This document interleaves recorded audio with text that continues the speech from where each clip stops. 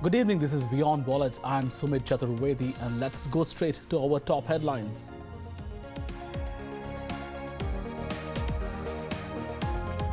Japan's SoftBank pushes for a merger between Flipkart and its rival Snapdeal in what could be the significant consolidation in the cash-guzzling domestic e-commerce market.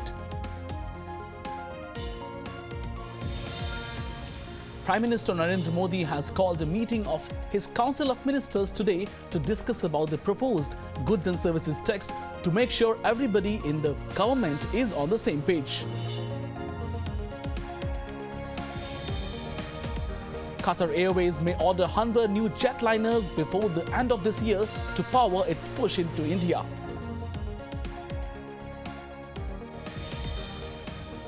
And the rupees 20,000 crore LED television market is heading for a price war, with the big three LG, Samsung and Sony cutting prices by as much as up to 15%.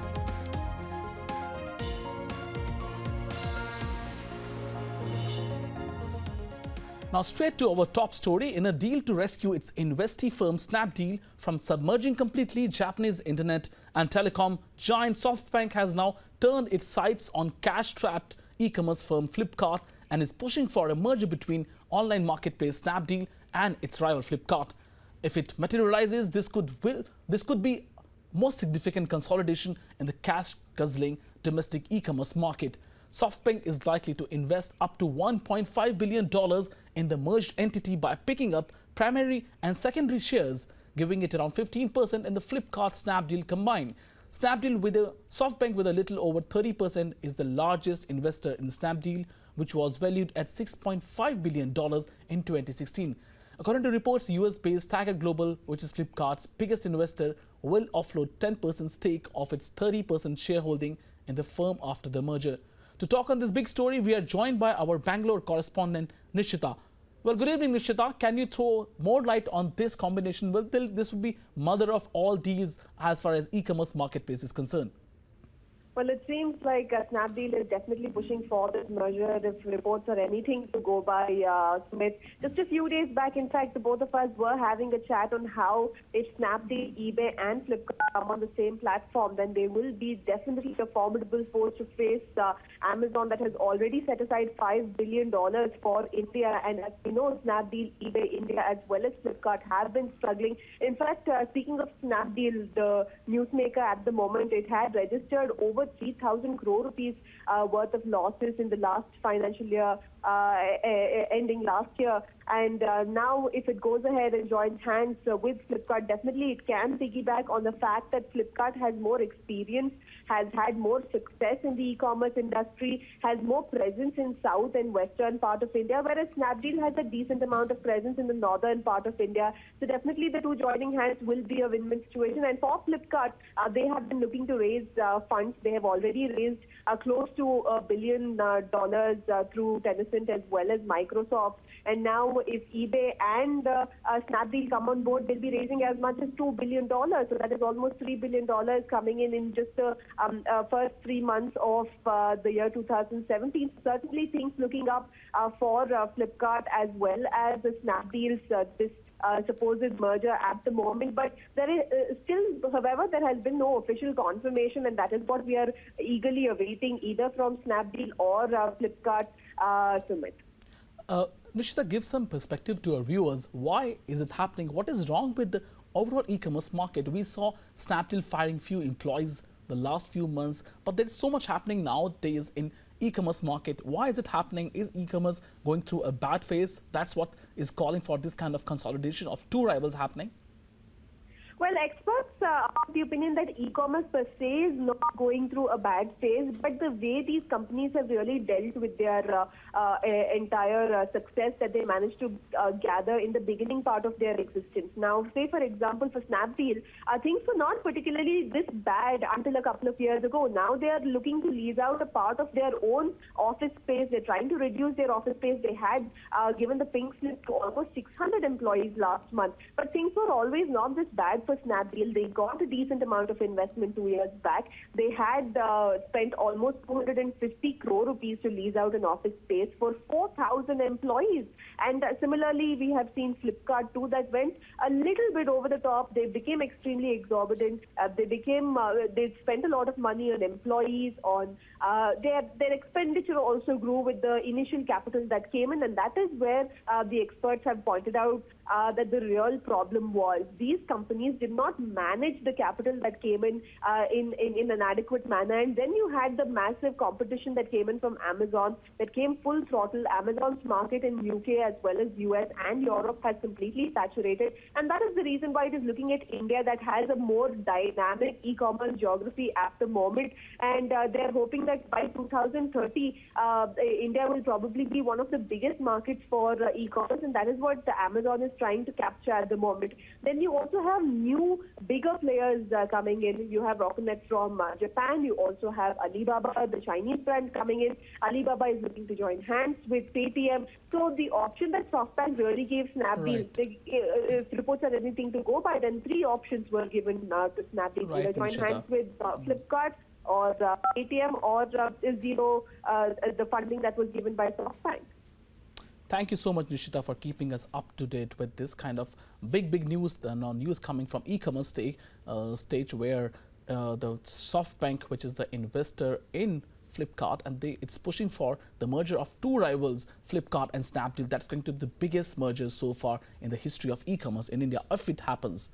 Moving forward now, the Prime Minister Narendra Modi has called a meeting of his Council of Ministers today to discuss about the proposed Goods and Services Tax or GST, and to make sure everybody in the government is on the same page. GST is described as the biggest taxation reform in independent India. It is expected to add 2% to India's economic growth. To talk more on this, we are joined by our chief political correspondent, Karthikeya Sharma. It looks like it will take some time to go to Karthikeya Sharma, but GST is an important issue. Well, yesterday, Finance Minister had put 4 bills for enabling bills in Lok Sabha for the passage of a GST, and tomorrow the debate will happen on these 4 important crucial bills. One is GST. Now Karthikeya is back with us. Good evening, Karthikeya. First of all, we would like to know what discussion is expected to take place in this meeting which PM is going to have with this Council of Ministers, because after long this meeting is being called within the whole cabinet. See, tomorrow the GST bill, which is divided into 4 separate legislative pieces, will be tabled in Lok Sabha. GST as bill property will be passed tomorrow by 6 PM itself. Once GST is passed, because it's a money bill, effectively it will turn into law within 14 days, because in Rajya Sabha whether it gets passed or not is not necessary, because money bill, if 14 days not passed in the upper house, becomes the law. But GST as a political vehicle for communicating the success of NDA will definitely come for, and GST bill after the passage tomorrow will be, I would say, projected by the NDA government as one of its most important or significant developments. Well, Karthikeya, please help us understand tomorrow and day after. What are the now things left before GST becomes a reality by July 1st? What is the whole schedule going to be like from here on? The whole schedule would be, once GST is passed in Lok Sabha, it goes to Rajya Sabha. Rajya Sabha, the GST will be debated. If they pass it, fine. If they don't pass it, it goes back to Lok Sabha. Lok Sabha will clear it in half an hour and again send back to Rajya Sabha. Then Rajya Sabha will have to clear it. So my understanding is that even on GST, it might have some drama, but ultimately the will of government will prevail.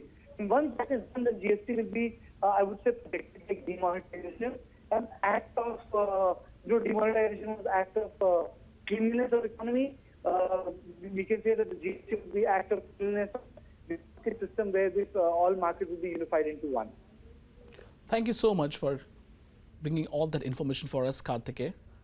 Now moving on to aviation space, where Qatar Airways Limited may order 100 new jetliners before this year end to power its push into India, and also plans to announce 2 new routes to the UK even as the country prepares to exit the European Union. Chief Executive Officer of Qatar Airways, Akbar Al-Bakr, has said the Persian Gulf carrier is confident that a new aviation policy mapped out by futuristic Prime Minister of India, Narendra Modi, will permit 100% foreign ownership of a domestic airline. Qatar Airways is briefing lawyers in India and will seek formally to establish a new airline soon, with a tender for aircraft to follow.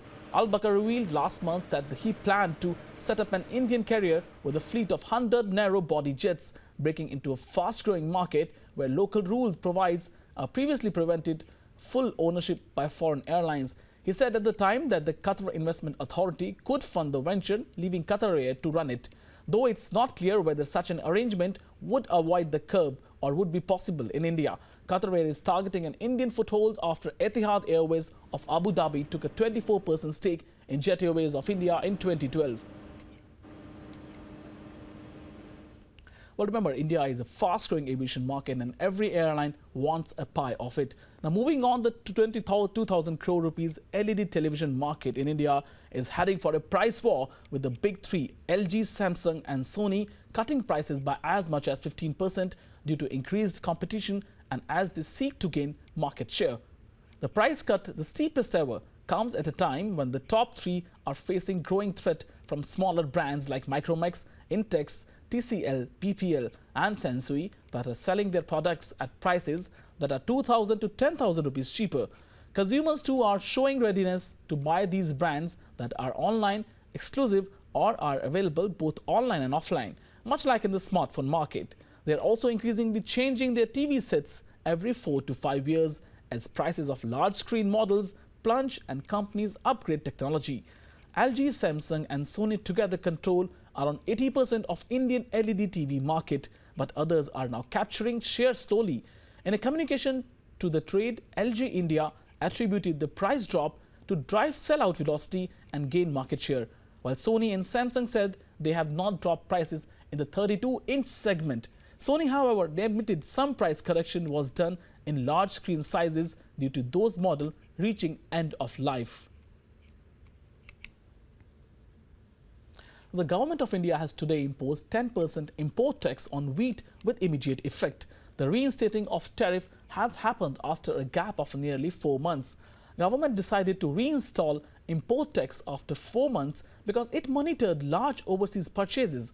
Government wants to curb imports, especially when Indian farmers are starting to harvest their crops. India is world's second largest wheat producer and it lowered the import tax wheat by 15%. It is right now 10%, but earlier it was 25%.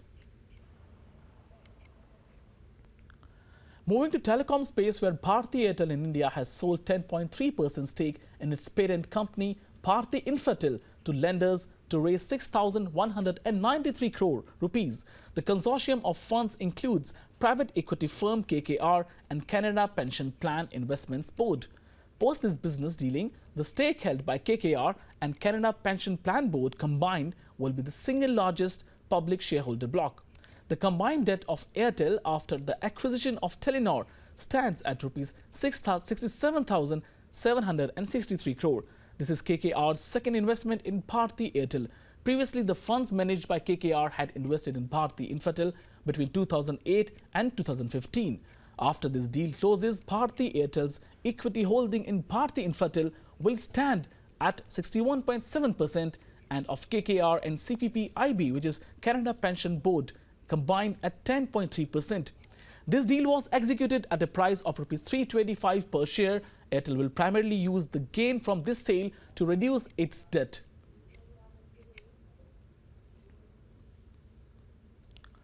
Now, online food delivery startup Swiggy is in talks with Naspers and Fosun International to raise about $50 million in fresh funding, a move that is likely to give the company significant financial lift over rival Zomato. Swiggy is among the best funded food delivery startups in India and has so far raised about $75 million in equity from investors like Excel Partners, Besma Venture Partners, Harmony Partners, RB Investments, Northwest Venture Partners, SAF Partners and Apollo, among others.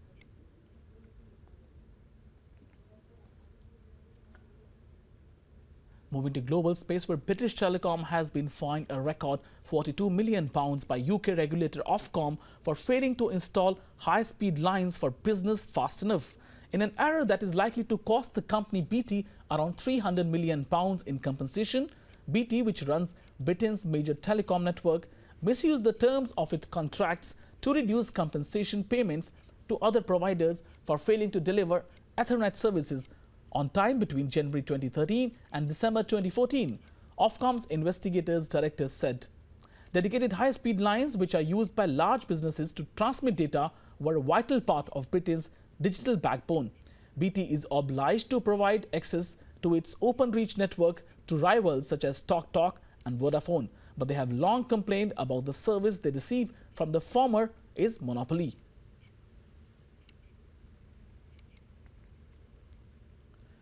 Now, American Airlines Group has agreed to acquire a minority stake in China's Southern Airlines company for $200 million, cementing a partnership between the top carriers in the US and Asia.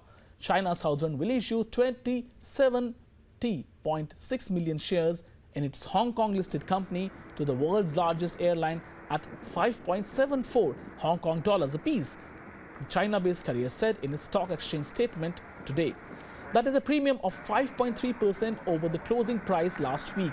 The two airlines also agreed on code sharing. American Air will hold 2.68% of China Southern's total issued shares. Asia's largest carrier by passengers said in the filing, this all. China Southern is the last of nation's top 3 airlines to bring in a non-mainland Chinese strategic investor.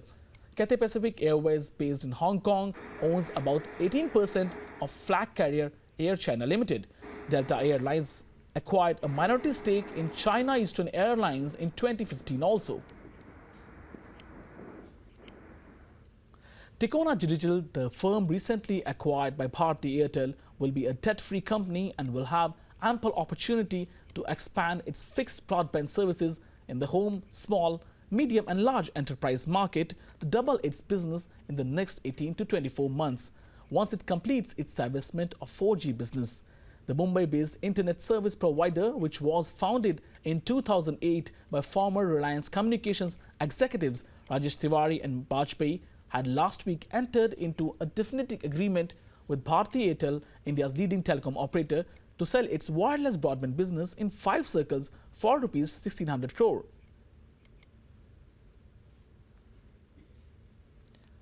Now it is a time for a break on Beyond Wallet. After the break, we will continue with our coverage of markets. Stay tuned to WION.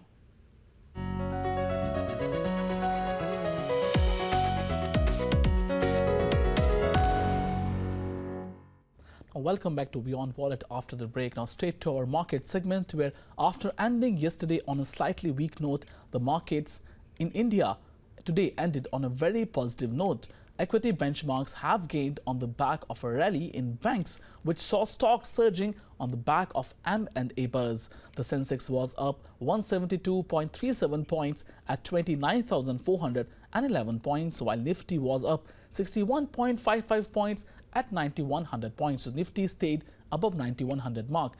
Asian stock market recovered early today with higher oil prices and a rebound in the US dollar against the yen, driving gains in Australia and Japan. Asian markets were also looking beyond the failure of Trump administration to replace the Affordable Care Act, aided by improving macroeconomic data out of US and Europe. To talk more on markets today, we are joined by our guest Sanjeev Bhasin of IIFL. Well, good evening, Mr. Bhasin. First of all, how do you read this kind of trend in the market? Yesterday, they were behaving differently. They were a bit weak. Today, they have gained. How do you see this trend panning out over the next few days?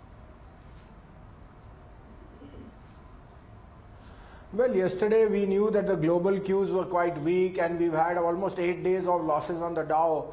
The Trump rally is now seeing fatigue, but India is in stark comparison. We've got our own positives. The FIs are very, very strong buyers. In fact, the month of March has seen record inflows.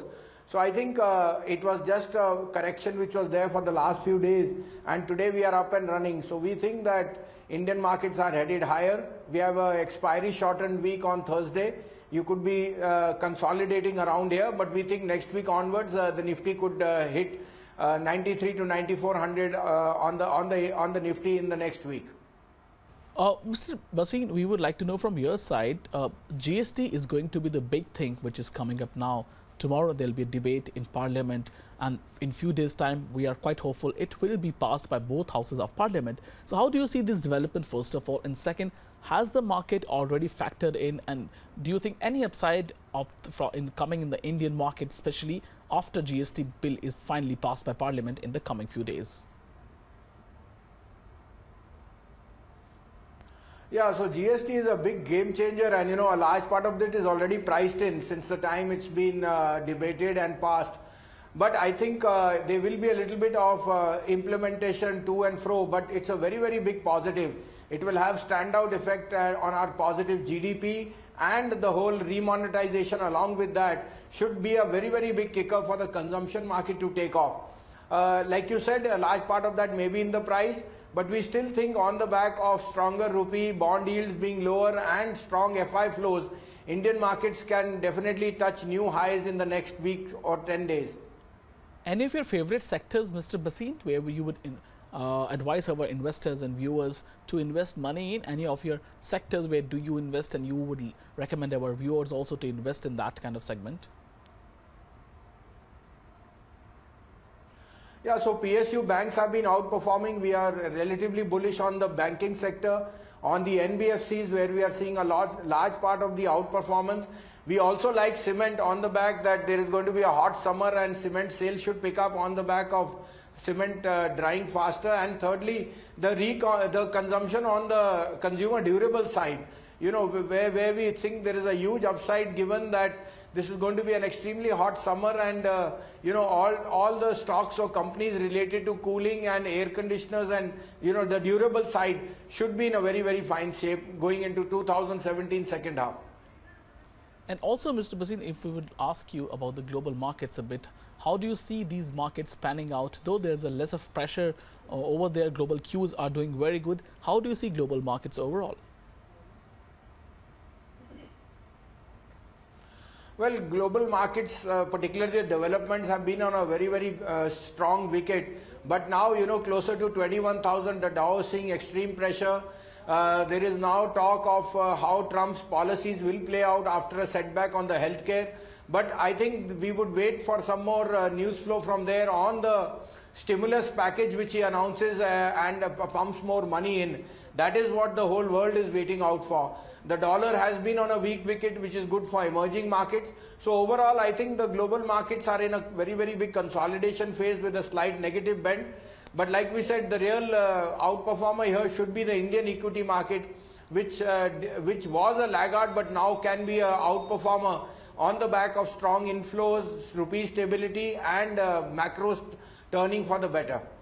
Well, thank you so much, Mr. Bhasin, for talking to us and telling our viewers about today's share market, how it panned out and what is the outlook for the coming few weeks. So unfortunately, that's all we have for our WION Wallet viewers today. For more news and updates, stay tuned to WION, and thanks for watching us.